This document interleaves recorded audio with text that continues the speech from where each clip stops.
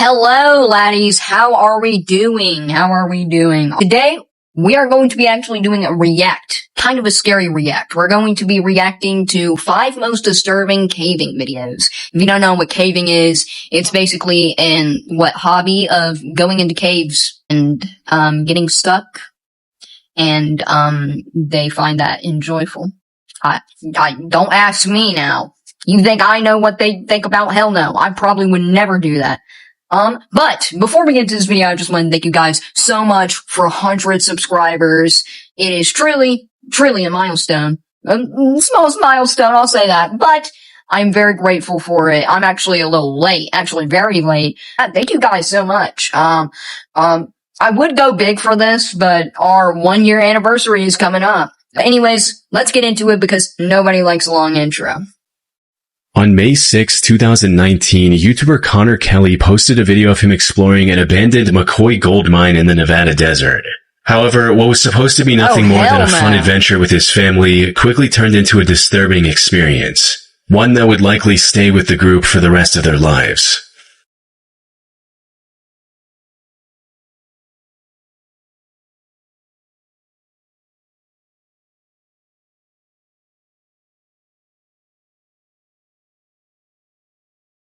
The exploration of this mine started off quite normal, with the group staying silent to avoid— How do people find this enjoyable? They're already saying we don't talk because loose rocks are gonna come down. Yeah, like, fuck that. Calling it some nice family adventure. Yeah, I don't think so. Causing an accidental cave-in, as seen by the text they put on screen. However, after about a minute and a half of treading deeper into the mine, Connor noticed something strangely reflective on the path ahead. Oh, man. I noticed something. So, do you see the reflection? We're trying to— Yo, what?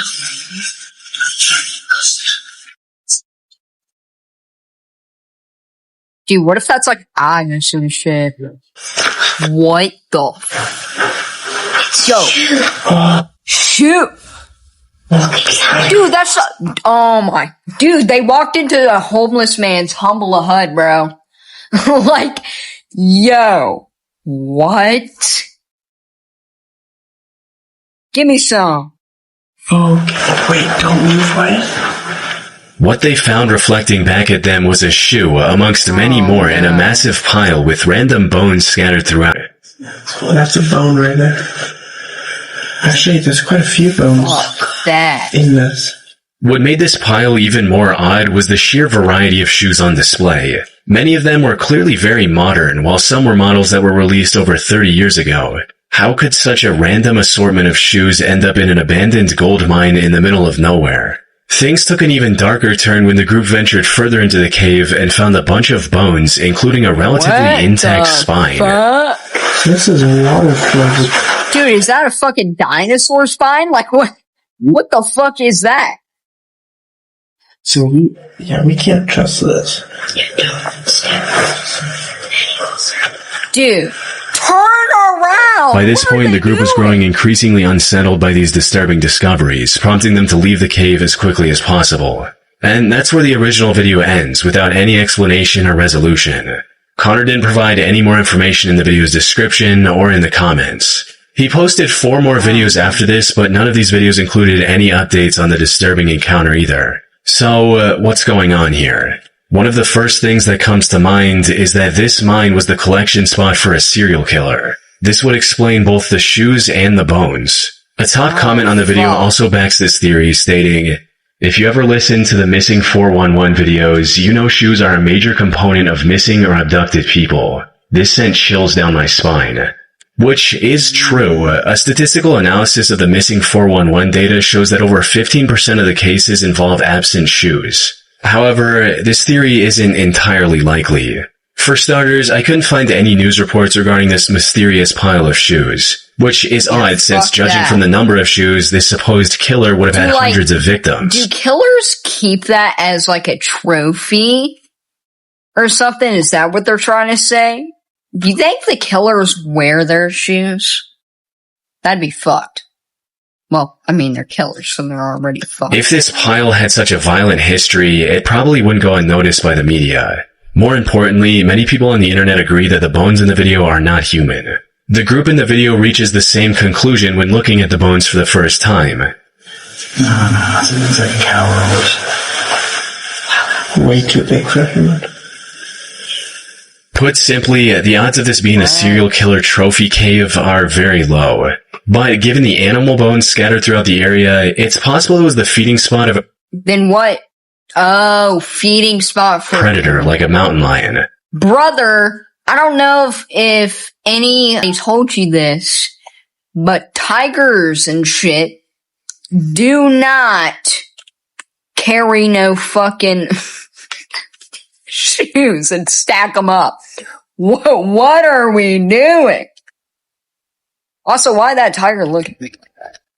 Though, while that might explain the bones, it offers no clues about the pile of shoes. One theory I haven't seen anyone else bring up is that the shoes might have ended up there because of flooding. You see, the McCoy mine where the video was filmed is located in Lander County, and from what I can find, that area is quite prone to flooding. So it's entirely possible that someone dumped their sneaker collection in the middle of nowhere to get rid of it, only for it to be carried in the abandoned mine with rainwater. A mountain lion could have moved in later, which would explain the bones. The only proof I have of this theory is that the ground in the deepest part of the mine is extremely wet and has water flow marks leading into it. Other than that, it's pure speculation. That said, another potential explanation for both the bones and the shoes is that Connor placed them there himself in hopes of creating a viral video. People on the internet— Okay, I get that. It gets to a point where, like, how much— and he doesn't milk it, too. You would think if he would do this for clickbait, or to get a big audience and shit, you know, he would milk the fuck out that video. Even if it was just there, I'd milk the fuck out that video. Dude, what are these shoes? Like, I don't know. I've pointed out that the bones in the video are a bit too clean for something left in a muddy cave by a predator. Some have also claimed that a few of the bones look like they're inorganic fabrications. Another inconsistency in Connor's video is that he and his group keep claiming that all the shoes in the pile are kid-sized. There's no adult shoes in there. There's no adult shoes. He even mentioned that in the video's title, which reads, "Kids' Shoes and Bones Found in Abandoned Mine." Now, while that makes an already creepy situation even more disturbing, it's simply not true. There are plenty of adult-sized shoes visible in this pile. Unfortunately, I doubt we'll ever know what happened here for sure. It's been 6 years since the video was uploaded, and as I mentioned earlier, Connor has vanished completely from the internet ever since. Adventure Twins is a YouTube channel run by brothers James and Edward. The duo has been exploring dangerous and cramped caves since early 2020. Yet, despite their combined experience, one of them almost lost his life back in 2022. In January of that year, the two decided to explore the popular Petty John's Cave. Take a look at that. Take a good long look. Would you jump in that for $1 million? No. I don't even think I would do that for $1 million. $1 billion, yeah. But $1 million, yeah, I don't even think that's enough for that. I mean, $1 million's $1 million, though. But, like, they're just doing this for the like, what are we doing? Like, cave in how Georgia. is this enjoyable? They had already explored parts of this maze-like cave multiple times before, and had even found an underground waterfall during one of their expeditions. Alright, Put that's simply, they were pretty confident in their ability to navigate through this cave. But unlike their previous ventures, I guess I can understand that, but I mean, risk and reward, you know? Like, I don't know. They were going to tackle one of the hardest sections, the aptly named Nervous Breakdown, referring to how cavers feel when going through it. Things started off just as expected, with the pair going through the narrow and claustrophobic entrance to reach the first open area of the Petty John's cave.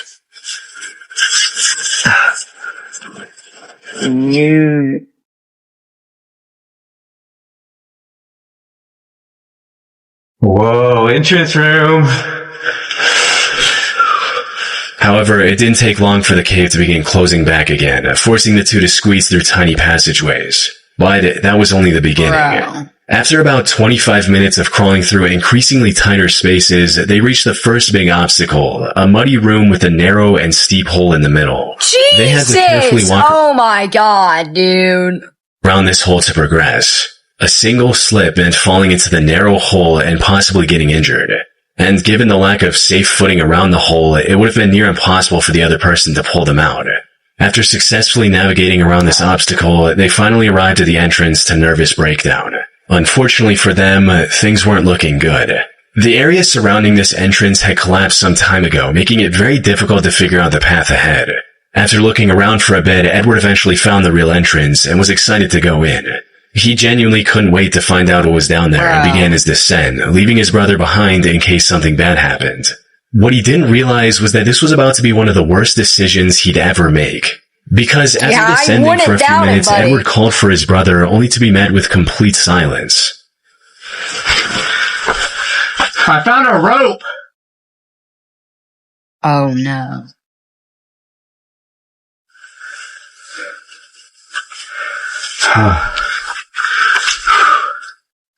And what if he gets lost too? Yeah, fuck that. No. In other words, Edward was now lost in an unknown section of the cave without any means of contacting his brother. Lost. At first, he tried to stay calm and continued his descent, hoping to find James before long. However, after staying separated for over 30 minutes, the realization set in. He knew panic was the fastest way to make a bad situation worse, but at this point, he couldn't help but feel a growing sense of unease. Jesus. James! Dude. James! It's been like 30 minutes since I last saw him. I don't even know where I'm at. I tried to go back to the last place I saw him. And Bring spray paint! Like, isn't that what people do when they trail to not get lost? Yeah. I mean, that's what I done. You know, spray paint it orange and shit. They don't carry that. everything just looks the same. It's just a jumble maze. We should have never split up. After calling out to James many times with no luck, he decided to retrace his steps and find the way back. Unfortunately, he had underestimated the difficulty of the maze he was about to enter. Every direction looked the same. The narrow passages and jagged walls made it impossible to tell where he had come from. To top it all off, his situation was getting worse with each step he took. Oh, they do have shit. They do have shit. Why didn't he follow it? How did he get lost? Did he just go off the track? Why would he do that? He could easily wedge himself into a passage too tight to escape, or worse, plunge into a hidden drop-off. Oh my god, yeah, look at that! Dude. Again, like what he said, one slip and you're falling all the way to hell, bro. Like, what? This is the true horror of caving. Even if he didn't injure himself, he could have just as easily wandered around aimlessly until his body gave way into exhaustion, leaving him lifeless in a cold, rocky crevice. The footage of him excitedly dropping into the nervous breakdown entrance would have ended with the camera recording his descent into confusion, fear, and eventually silence. Yeah, fortunately, that wasn't the end of his story. After going in loops for a while, Edward spotted a single piece of tape. Like, brother, who the hell is just gonna, okay, so what we're gonna do is go into a nervous breakdown entrance. Be honest, if your homie hit you up and he said, alright bro, we're gonna go cave into a cave called Nervous Breakdown. Are you going? No. No. Not ruining my Friday. The fuck? Like, what are we doing? It's called Nervous Breakdown. No shit, you're gonna have a nervous breakdown and get lost and shit. I mean, oh my god, bro. It's on his way down. Oh. It's the tape. Yeah. Okay, this tape looks familiar. Oh, yeah. This has got to be the way. You barely he squeeze himself through. Oh my god. Jesus. I'm getting close. James! Still nothing.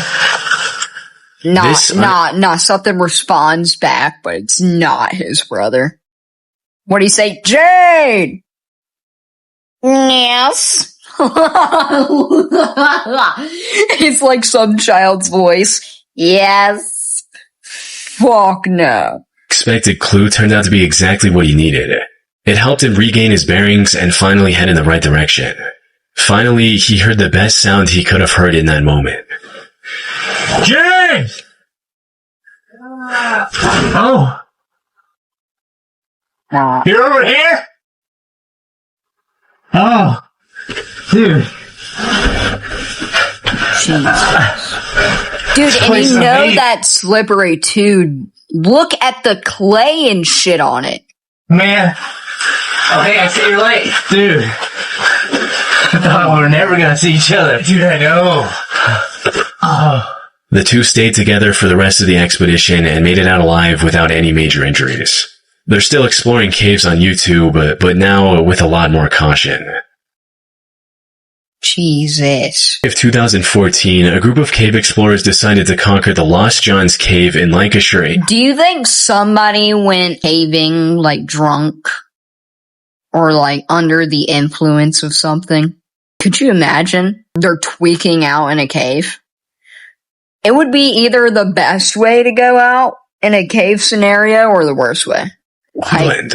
It's a vast cave network that spans a length of nearly 3 miles, or 4.8 kilometers. The known deepest section of this cave also goes down a staggering 690 feet, or 211 meters. Yeah, most members of this group had been spelunking for years, and like most other cave explorers, were quite confident in their skills. God, they had also done their research and mapped out their route in advance. But the truth about caving is, when things go wrong, no amount of planning can save you. Dude, Even it's the like most raining in the experienced and well-prepared explorers can find themselves in terrifying situations. Oh my God. Which is exactly what happened to one of the members of this group, named Bob Johnson.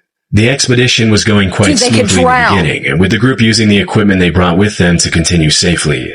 That is, until they reached a section of the cave called the Tube. It was an unusually narrow section that required the cavers to crawl on their stomach. And to make matters worse, it was also partially submerged in water, making it difficult to both see and breathe. Despite these harsh conditions, the group decided to move ahead. The slimmest member of the group went first and successfully made it to the other side without much trouble. There are levels to this shit, bro. Levels to this shit. You have gotta, I'm sorry. Like, no offense to cavers and shit. I do think it's a cool hobby. But when it comes to a cave like this, where you're half submerged underwater, while you're crawling through the most narrowest pathway, like you're about to be birthed by your own mother all over again, fuck no. Like, This person, however, wasn't as fortunate. This was Bob Johnson, the man we mentioned earlier. His crawl through the tube wasn't off to a good start, as he was already having issues with the comparatively wider sections of the passage.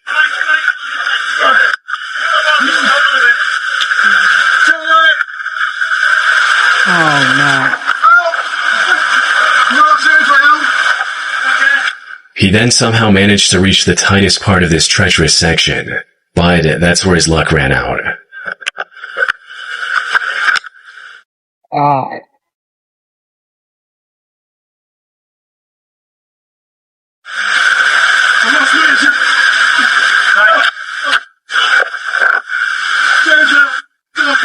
He was completely stuck from the waist down, and any attempt to free himself... Oh my god!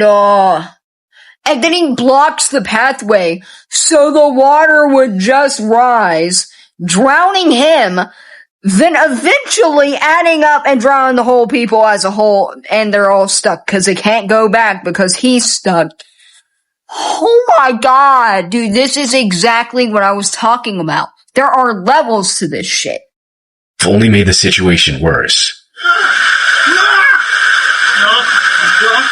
Now, being stuck in a narrow cave like this is extremely He is stressful on being its own. way too calm. I'm in this situation. Actually, I don't even think I could process. I know I'm screaming. Oh my god!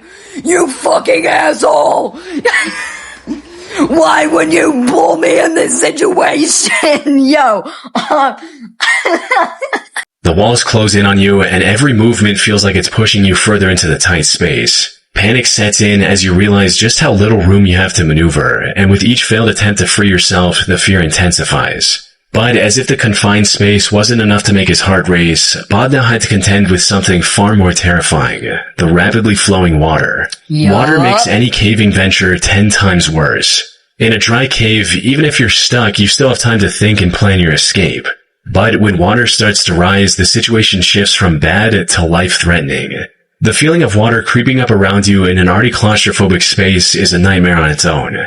The real danger with water, however, is that you have mere minutes before drowning becomes a very real possibility. His head down, Bob knew this possibility all too well. He gave his all to free himself. Unfortunately, the water was quickly filling up his suit, making it even more difficult to squeeze through. Oh my god. But when the situation seemed hopeless, one of the members had an idea that ended up saving Bob's life. Instead of pushing forward, the members behind him tried pulling him back, and it worked. Thank God. Yeah, it looks tight. Billy, I Yeah. get it. That looks Pull tight. in! Pull in! Bob was finally free, though his troubles weren't over. He later revealed in a comment that him and the two members who pulled him back had crawled for another 3 hours to get out of the cave from a different exit. Oh my god. This incident also left him traumatized to the point where he can't even watch this video without becoming anxious. From what I can find, he scaled back on caving and picked up a much safer hobby in cycling, and now appears to be doing just fine. On the 7th of September 2024, the Action Adventure Twins YouTube channel posted a video exploring a mysterious cave someone found on their property. This is the same channel we talked about earlier, where the two brothers got separated and almost lost their lives in the maze-like cave. They've learned their lesson since and approached this one with far more caution. But with an entrance as clearly not, life-threatening as because this it's one, on this list. What are we doing? Dude, and even oh the best my God, it's precautions just could have proven to not be awful. enough. Alright, so the guy dropped us off halfway up the hill, and he doesn't What are you know gonna anybody who's bungee been jump down in this there? What thing. are we doing? We were at the cave. He says he threw a rope down it with a rock and it was 200 feet deep before it stopped. Yep, fuck So that. we got Yep, this stick count me here. We're gonna see if our rope reaches.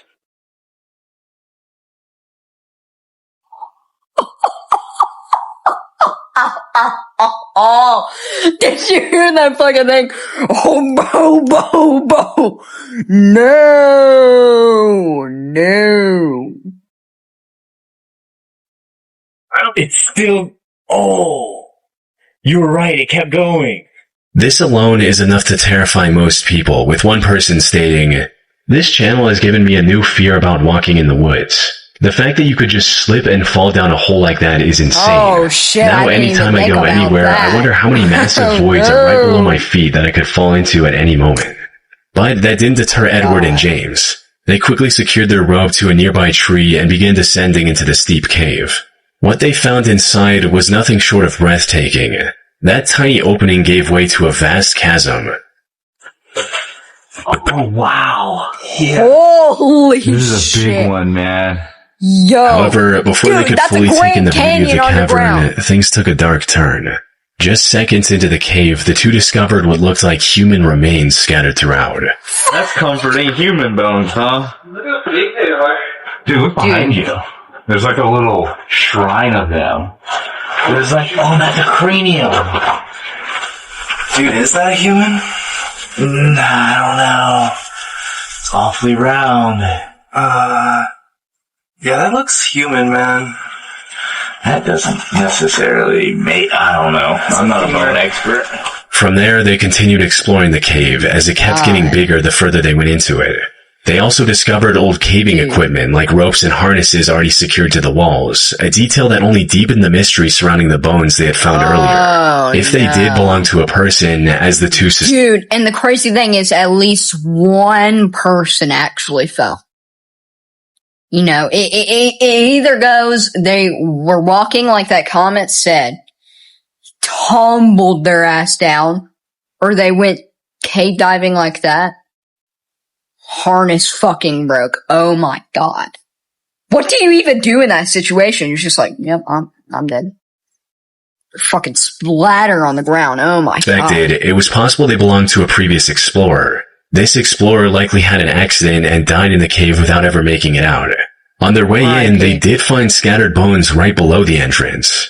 These were likely the remains of people who accidentally fell into the otherwise unassuming hole. However, the bones they found further inside were too far from the entrance to have belonged to someone who simply fell in. It's also possible that these remains belonged to the victim of a deranged killer. Someone who either had ended a person's life within the cave, or maybe through the Ooh, but hey, I mean, like, you're gonna be a killer now. I'm not, listen.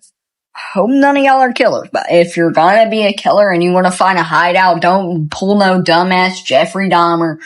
Put that shit in your basement. It's gonna stink up your house.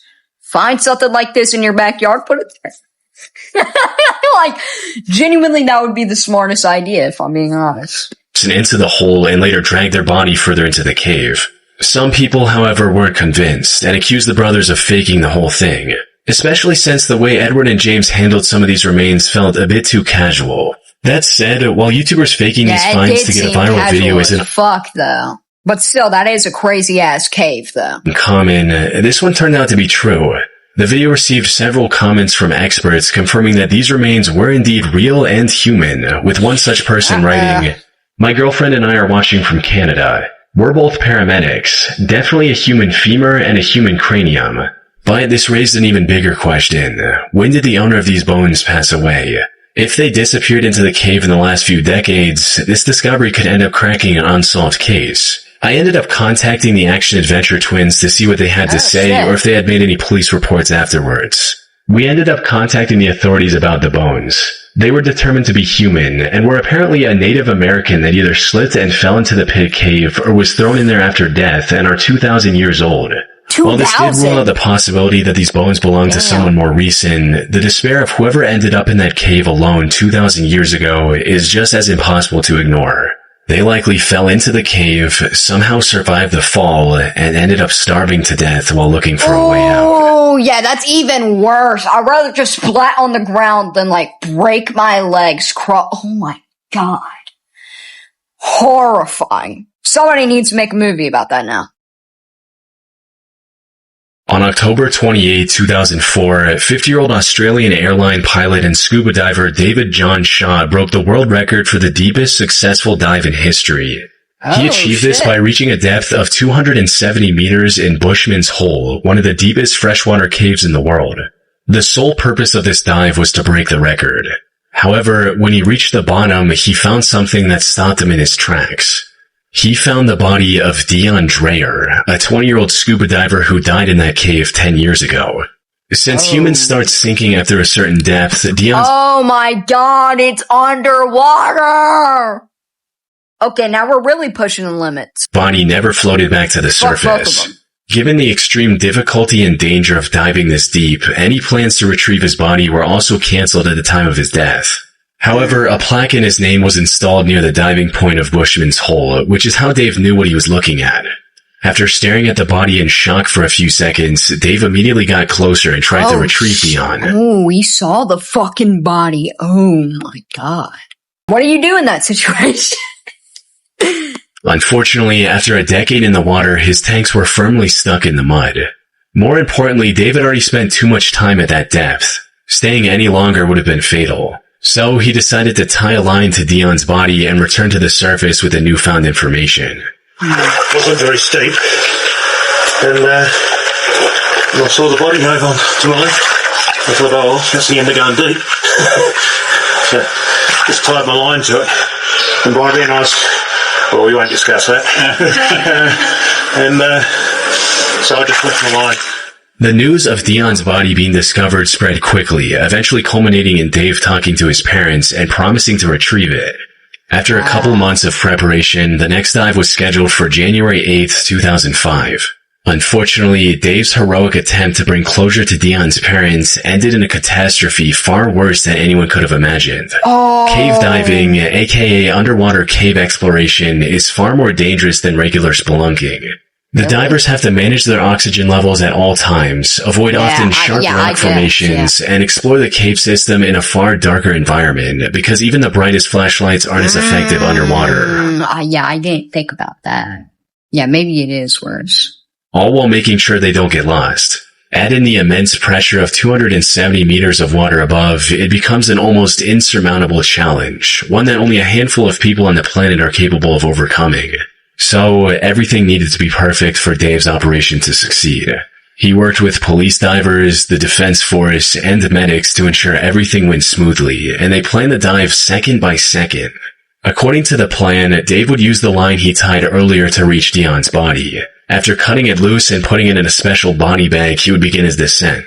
This descent would have taken around 12 hours to avoid decompression sickness. So instead of holding on to Dion's body the entire time, Dave would pass it along to his longtime friend Don Shirley at 220 meters. Don would then hand it over to support divers located at various depths and keep checking on Dave for any issues. Sadly, this is not how it went.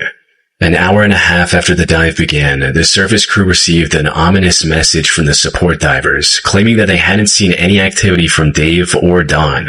Shortly after, another message reached the surface. This one was from Don, stating that he's seeing Dave in the distance, and he's not moving. Don's okay. While this message was making its way to the surface, Don tried to reach Dave himself. He exceeded his target depth, which resulted in his rebreather controller imploding.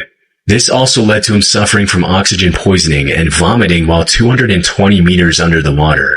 Fortunately, he managed to keep hold of the line and was eventually pulled out of the water still breathing.